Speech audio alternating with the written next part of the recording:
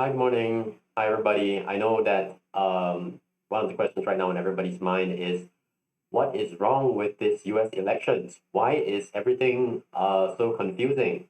How is it that we got to a state where we thought it was very clear Joe Biden was leading in the polls, and yet we are here today, in the midst of the greatest cluster bomb in US election history? So I want to take you very quickly through a big part of what I think is going on, which is media disinformation. So why is this important? Let me start you off here. It's important because um, media misinformation can lead to mental health issues. New York City therapists bracing for stress and anxiety, amidst the election madness, right? I don't even need to show you the details of the content. You know that's true. It just generates a lot of anxiety among people. Look at this. Reuters has a feature piece. You are no longer my mother. There was a woman who was, oh no, sorry, 21-year-old son decided to cut her out of his life because she was voting for the wrong person. So clearly the stakes are very high. Families are at stake, your mental health is at stake. And this is not just something for the average Joe. It affects everybody, no matter how educated or qualified you are. And look at this. Here's a Yale forensic psychiatry professor, Bandy Lee. She's written or edited a book about President Trump's mental health, and she's tweeted this. Donald Trump is not an Adolf Hitler. At least Hitler improved the daily life of his followers, had discipline, and required more of himself to gain the respect of his followers. Even with the same pathology, which is what she's saying there are varying degrees of competence. Of course, this ignited, a firestorm of criticism, and she's since taken down the tweet, saying here,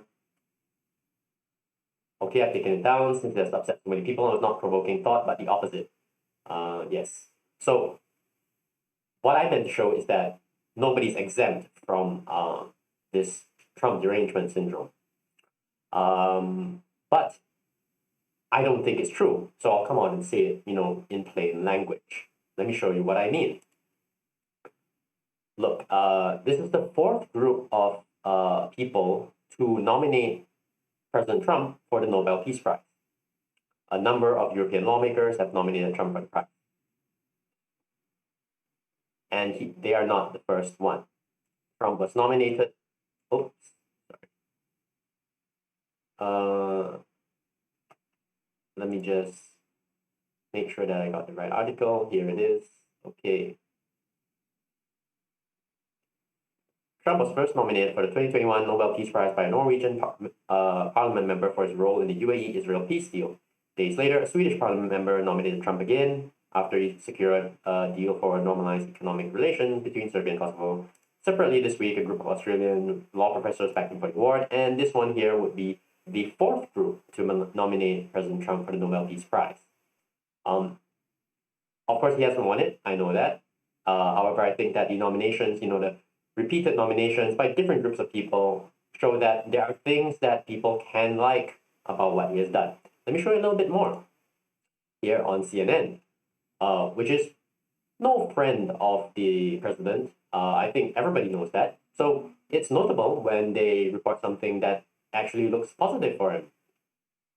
President Trump unveiled a plan aimed at winning over Black Americans on Friday, less than 2 months before Election Day. Largely expanding upon existing economic-related initiatives the president established in his first term, including prosecuting, hate groups, making Juneteenth a federal holiday, and efforts to bolster Black prosperity. And the last part actually is so important that I decided to just get one more source because this is actually huge. What's in Trump's $500 billion platinum plan for Black America? That's insane. That's a lot of money. And it wasn't mentioned on CNN. I mean, I tried to find it, otherwise I wouldn't have had to show this Forbes article, but here we are. So it's tremendous. It's a big deal. And that's not all. The last thing that I wanted to share, just on, why I think Donald Trump's doing a good job. Here, back in 2019, the Trump administration launched a global effort to end criminalization of homosexuality. Pictured here is Richard Grenell, U.S. ambassador to the Federal Republic of Germany, who himself is a gay man. Not to worry, I'm not outing him because he's come forward. NBC News again, also no friend of President Trump. So, uh, three very good reasons, in my opinion, to think well of Donald Trump. Concrete, clear reasons. Okay, nothing, no matters of opinion, like not ambiguous things. I think it's a pretty clear cut, right? Okay. So let me start off now with the meat of the argument, which is that we are not given the truth about what's going on. Here we go. See, when I look for the Trump Platinum Plan on Channel News Asia, I've done the search. There is absolutely nothing. Nothing at all. Right? If I look similarly on Channel News Asia for Trump and LGBT news, the Trump initiative to decriminalize homosexuality does not appear. Right? So, pretty clear cut, right? And actually, CNA is my favorite punching bag. I'll concede that. Here we go. Here's a piece of news. Trump blasted over a decision to repatriate 59,000 Haitians. So 59,000 Haitians were granted a temporary stay in the United States because of a disaster, in the Haiti's capital, Port-au-Prince. It was a temporary, they were granted something called temporary protected status. And once it was canceled and they were repatriated, President Trump was criticized. Is this fair? Absolutely not. Let me tell you why. The Department of Homeland Security, the DHS, ended the temporary residence program. Did the CNA headline mention that it's temporary? No. Did it attribute the decision to the Department of Homeland Security? No. It just parroted, repeated the point first made elsewhere, or that there's criticism about Donald Trump. So I don't think that's fair. I don't think that's accurate reporting, and that is kind of misleading. And then you might say, okay, surely that's just one instance. I mean, he's got to be terrible. That's why this repeatedly happens, and it's possible, but there is a bit of a pattern. Let me show you something else. Here, the press secretary for the White House once said, the science is very clear on this. The science is on our side here. We encourage our localities and states to just simply follow the science, open our schools. But leave it to the media to deceptively suggest I was making the opposite point. Was she? And is the media so brazenly dishonest? Let's take a look. Here we go.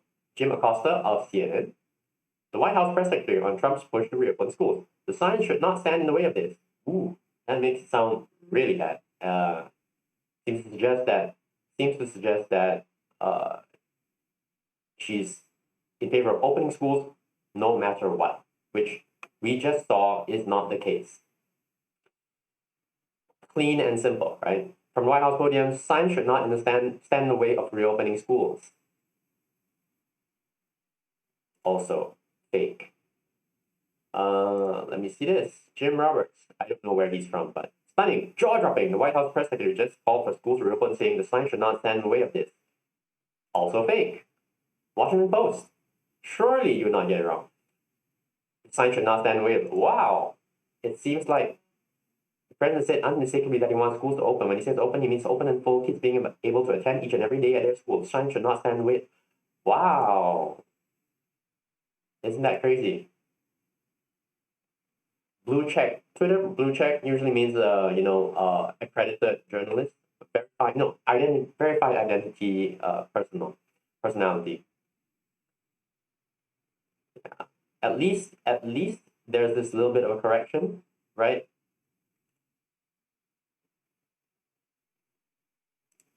The Guardian, even as far as the UK, the same thing happens. And some people may have heard of this guy, Bill Nye, the science guy. White House says science should not stand in the way of reopening schools. Ah, sorry. Bill Nye. So, at the risk of, going too far, I think my point is made that a huge amount of the media, the mainstream media that not only Americans but we rely on for accurate, fair-minded news in our part of the world as well, is just not doing your job. Let me tell you, this is not just something that is isolated to, things that happen in the White House in Washington. No, it happens elsewhere as well. So let me show you a little bit more. See this on April 5th, 2020, usnews.com, right, reports that China sees rise in asymptomatic coronavirus cases, tightening controls at land borders. And you think, oh, of course, the US media, is totally anti-China. They would never say anything flattering about China. Look at this. Mainland China reported 39 new coronavirus cases, up from 30 a day earlier. That's in a day. National Health Commission said on Monday that 78 new cases had been identified as the end of Sunday compared to 47 the day before. So there are clearly dozens and dozens of cases going on. Early April. What is the criticism? Well, President Trump called out the mainstream media for pushing fake Chinese numbers on coronavirus cases. So, really? Yes, because you see, NBC News reports, and where was this? I think this was April. Look at this thread from April 16th. Of course, this piece may have been a few days earlier or thereabouts.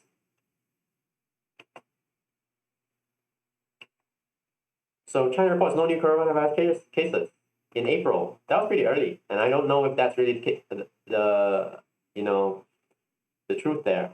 169 new coronavirus cases, saying majority of them originated abroad. I don't necessarily think that's the case because even in the U.S. news report, it was stated that there were dozens of cases each day, and I don't know if they were all imported. In fact, they said that most of these were asymptomatic. I think hinting that this is from spreading unnoticed through the population. Okay, so the Drew Holden, he labels himself, a collector of receipts because he makes sure that these records are kept, and he has many good tweet threads on various topics. So I can just scroll through this very, very, very, very briefly, so you can see the news outlets mentioned here very, very credulously accept the claims from China and very, very consciously make an effort to criticize the United States response on the coronavirus. Now, I'm not aware of what the truth is in either way, but you can see where the bias is, which way it's leaning. I think that part is pretty unambiguous. All right? So, isn't that kind of crazy? At this point of time, you would think that is a little crazy, isn't it? Why is it that there's so much bias, so clear cut, that I can't even finish scrolling through everything if I want you to be able to read it? Here, let me show you another egregious example. So there was a speech, the Independence Day speech made by President Donald Trump. Again, Drew Holden, thank you so much for covering this. He did a side-by-side comparison of the reporting as well as some actual transcript from the speech. Okay, this Brian Stelter, he's from CNN. He criticizes Fox News for criticizing the New York Times. But was he correct? Let's see. The Washington Post reports at Mount Rushmore, Trump exploits social divisions, warns of left-wing cultural revolution in dark speech ahead of Independence Day. So Drew Holden's transcript here. We gather tonight to herald the most important day in the history of nations, July 4th, 1776. At those words, every American heart should swell with pride. Every American family should share with life, and every American patriot should be filled with joy. Because each of you lives in the most magnificent country in the history of the world, and it will soon be greater than ever before. doesn't look like exploiting social divisions, doesn't look like a dark speech. ABC News reports President Donald Trump pushes racial divisions, flouts virus rules at foot of Mount Rushmore. More transcript. Our founders launched not only a revolution in government, but a revolution in the pursuit of justice, equality, liberty, and prosperity. No nation has done more to advance the human condition than the United States of America, and no people have done more to promote human progress than the citizens of our great nation. It was all made possible by the courage of 56 patriots who gathered in Philadelphia 245 years ago and signed the Declaration of Independence. They enshrined a divine truth that changed the world forever. All men are created. In fact, I quite like the speech. I don't think it's divisive at all. Oglala Lakota tribe member Nick Tilson says Mount Rushmore is a symbol of white supremacy. When you cop out 4 white men who were colonizers who committed genocide against indigenous people, and for that to be okay in society today is fundamentally wrong. MSNBC doesn't even bother to address, what the president's actual words were. They just go straight out, say it's wrong, and find someone who doesn't like the event in general. On the nation's Independence Day, I think, it's fair to focus on the independence part, and perhaps, at a different time, a different place, you can address the symbolism of it. But I don't go to a person's birthday party and tell them why they're a terrible person. Here we go. Here's a reporter. CNN's Ryan Stroik. In a jaw-dropping speech that amounted to culture war bonfire, President Donald Trump used the backdrop of Mount Rushmore Friday night to frame protesters as a nefarious left-wing mob that intends to end America. That sounds really terrible. What did Trump say? Before these figures were immortalized in stone, they were American giants in full flesh and blood, gallant men whose intrepid deeds unleashed the greatest leap of human advancement the world has ever known. Tonight, I will tell you, and most importantly, the youth of our nation, the true stories of these great men. From head to toe, George Washington represented strength, grace, and dignity of the American people. From a small volunteer force of citizen farmers, he created a continental army out of nothing and rallied them to stand against the most powerful military on earth. That's inspirational. I don't find it jaw-dropping at all, and I don't know if it amounts to a culture war bonfire. So, fortunately, this thread is pretty short. I don't know who Dean Obaidallah is. As a radio host, who also has, very unflattering things to say about his president. That's too bad. So there is very clearly, no desire whatsoever to be fair to Donald Trump. And this is not just an observation limited to within the United States. I mean, here I am talking about it, and here we are looking at a tweet by Dominika Langenmayer. She's from Munich, professor of economics at KU Eichstätt Ingolstadt. Yeah, don't worry. I don't really practice that. I hope I got it right. She says, in the news I follow, German newspapers, The Economist, New York Times, Financial Times, Trump is very obviously a bad person. Still, about 45% of Americans have voted for his re-election. Why? 45% of Americans obviously aren't stupid. Are they uninformed, or is the media read so biased? So, very rightfully, she asked the question, and she wonders aloud, like, why is this the case? She's a professor of economics, and she has a very rightfully and, perceptively asked the question. And she's not the only one. Andreas Backhaus, econs PhD, German also. He tweets regularly on matters of rationality and current affairs, and I follow him on Twitter. And he says on November 4th, the day after the election, the German media are in full meltdown, hate-mongering mode on public radio. Public radio. German professor at Princeton, Jan Werner Müller, just did a historical precedent for the white identity Republicans of today can be found in Southern slaveholders of the 1850s. Disgusting. Disgusting is the right word. To talk about, a sovereign nation, a friendly nation, to Germany, as well as to Singapore, as well as to Malaysia, a friendly nation, and to talk about half of that country as racists, to associate them with people from over 150 years ago as slave owners, that is really disgusting. So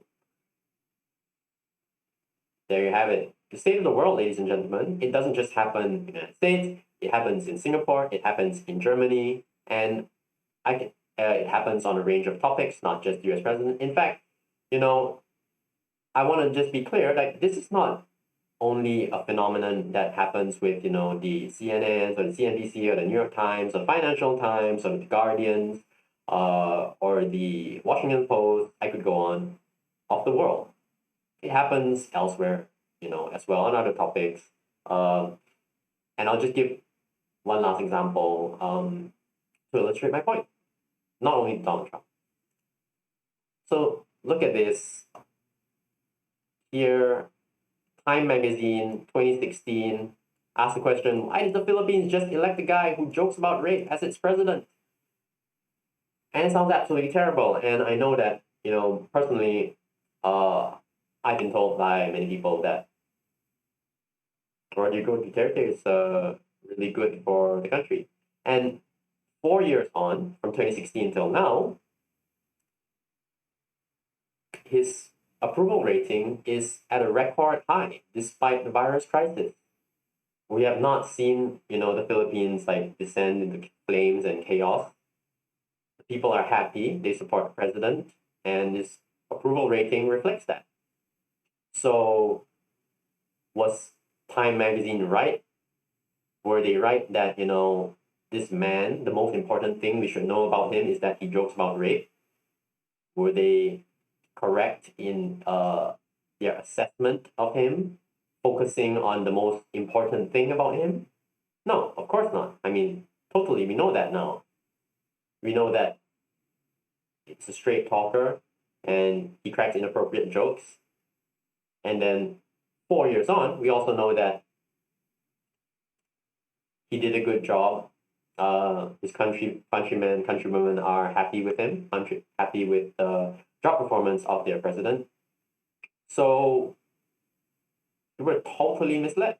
Anybody who read, news stories and believed that, oh my gosh, this guy's terrible and he's going to lead the country down the drain, we now know that's untrue. And similarly with Donald Trump, same story. Nobel Peace Prizes, $500 billion for Black community in America, LGBTQ plus decriminalization drive around the world, and so on. Peace in North Korea. So with that, actually, I want to bring this to a close. I don't want to stretch too long, but I hope that this gives you food for thought. I spent a long time putting this together so that you can see, side by side, the differences in coverage, how the media reports on things that are said and done by Donald Trump. And I hope that this gives you something to reflect upon with regards to things going on in your backyard, topics that you care about, and be more sensitive to the underlying truth. Thank you, and I'll talk to you again soon. Bye bye.